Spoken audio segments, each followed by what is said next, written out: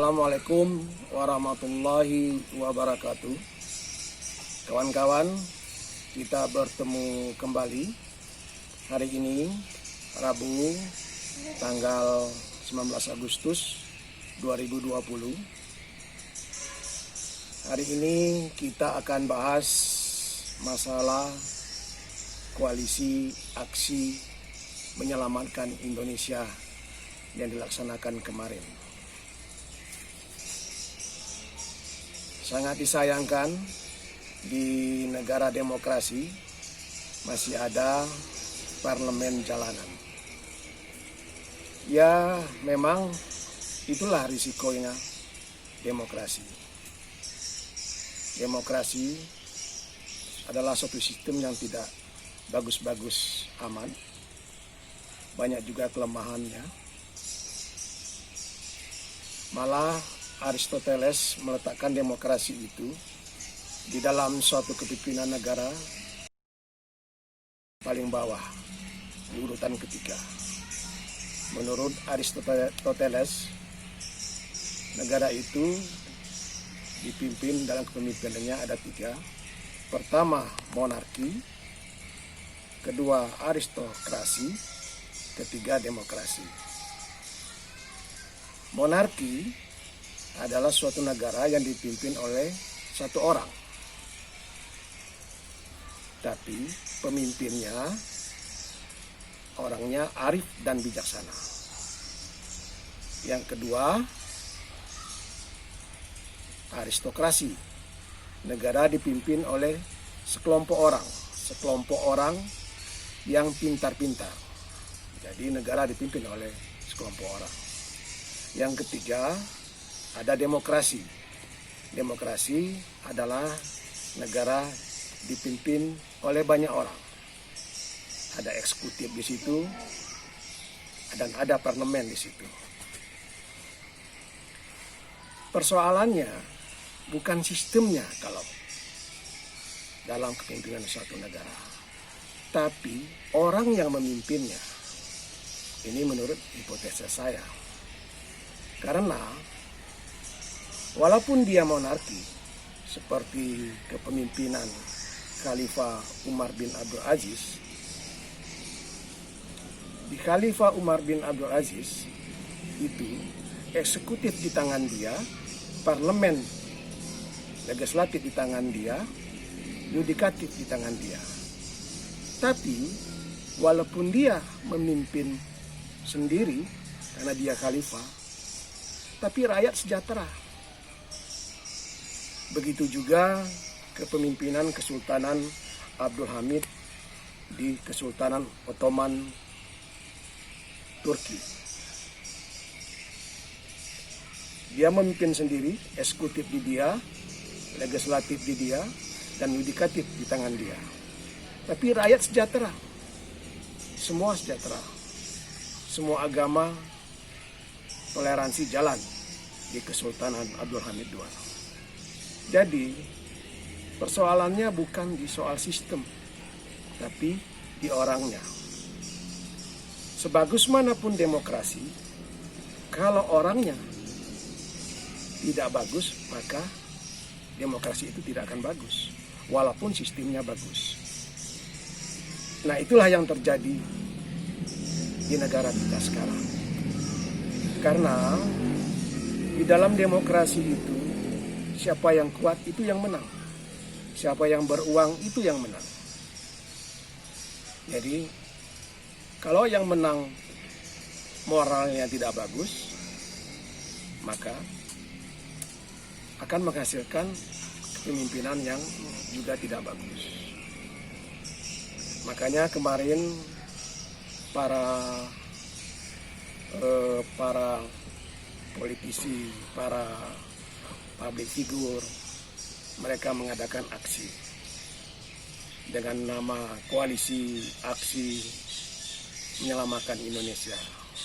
Banyak yang bernada sumbang dengan aksi kami kemarin, karena aksi kami kemarin banyak diisi oleh para mantan pejabat, para politisi, sehingga keluar nada-nada sumbang.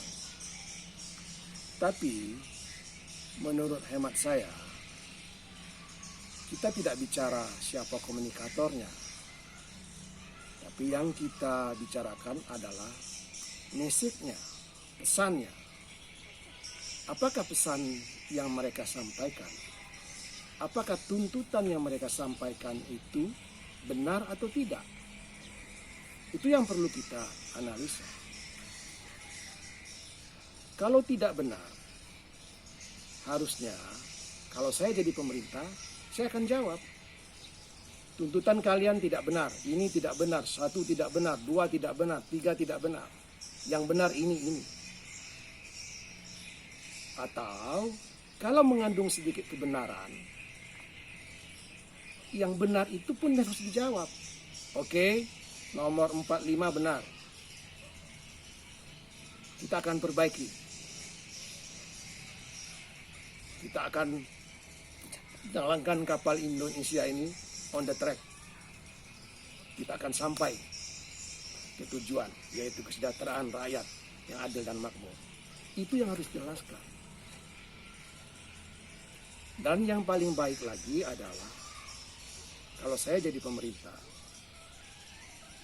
ajak dialog. Kita ajak dialog. Kita buka. Presiden dengan menterinya, kami dengan beberapa orangnya, misalnya 10 orang kami, kita dialog. Mana yang benar, mana yang tidak benar, mana. Oke, kita benarin ya, ini negara kita benarin. Ya, oke, yang tidak benar ini kita terima, atau ini benar, ini salah semua, kami yang benar ini. Oke, dengan alibi yang benar-benar dengan by data. Itu yang harus dilakukan. Tapi sayangnya kita di negara ini sudah tak terbiasa dengan dialog. Negara ini biasa berdialog di Orde Lama sampai sebelum merdeka. Setelah dari Orde Baru sampai sekarang, kita tidak terbiasa dialog. Kita selalu monolog. Kita selalu mau menang sendiri. Kita selalu merasa pendapat kita yang paling benar. Bukan di pemerintahan saja. Bukan di oposisi saja. Di kehidupan sehari-hari juga begitu. Kita bagaikan mahasiswa semester 3. The angry young man. Yang selalu tidak mau mengalah. Selalu berapi-api. Selalu mempertahankan pendapatnya. Coba kita lihat di TV, di Dialog TV, di LC, yang formatnya dialog. Tapi kalau kita analisa, sesungguhnya tidak dialog di situ. Di situ terjadi monolog. Semua orang mempertahankan pendapatnya. Pendapatnya yang paling benar. Pendapat lawan bicaranya pasti salah. Itulah yang terjadi di negara kita sekarang. Harusnya kita mulai terbiasa dialog. Karena untuk menyelamatkan bangsa ini, hanya dengan dialog, hanya kumpulan orang-orang, hanya kumpulan pendapat-pendapat orang yang pintarlah yang bisa menyelamatkan bangsa ini. Jadi, kita harus belajar untuk dialog. Tapi dialog ini memang susah. Karena dialog ini membutuhkan kerendahan hati. Kalau orang yang tidak rendah hati, kalau orang yang merasa pintar, dia tidak bisa dialog. Hanya orang-orang yang pintar, orang pintar itu, semakin dia pintar, dia merasa semakin bodoh. Dengan semakin dia merasa bodoh, maka dia semakin rendah hati. Orang-orang inilah yang bisa dialog. Karena dialog ini membutuhkan kerendahan hati dan mengalahkan ego. Selagi kita tidak rendah hati, kita tidak akan bisa berdialog. Makanya di dalam, menurut hipotesa saya, walaupun seseorang punya ilmu tinggi, kalau egonya tinggi, maka dia tidak akan arif. Artinya, kalau seorang ilmunya tinggi dibagi dengan ego, kalau egonya rendah, maka dia akan mendapatkan nilai arif yang tinggi. Tapi kalau ilmunya tinggi, egonya tinggi, maka dia tidak akan mendapatkan arif yang nilainya tinggi. Jadi hidup itu harus arif. Kalau kita sudah arif, kita bisa berdialog. Dan di dalam Islam, arif itu dibilang arifin. Arifin itu adalah mengalahkan semuanya, mengalahkan ego, mengalahkan keinginan pribadi. Semua yang dijalankan adalah keinginan Sang Pencipta, yaitu Allah. Tidak ada lagi keinginan pribadi dalam dirinya. Keinginan pribadinya dikalahkan oleh keinginan Allah. Itulah orang arifin. Jadi kita hidup ini harus belajar menjadi arifin di dalam agama, dalam hubungan dengan Sang Pencipta, dan di dalam hubungan human, dalam hubungan kemanusiaan, dalam hubungan ketatanegaraan, dalam hubungan oposisi, dalam hubungan politik. Kita harus belajar untuk menjadi orang arif dan belajar menerima pendapat orang. Demikianlah senandung dari mana. Tolong di subscribe dan di share. Terima kasih. Assalamualaikum warahmatullahi wabarakatuh.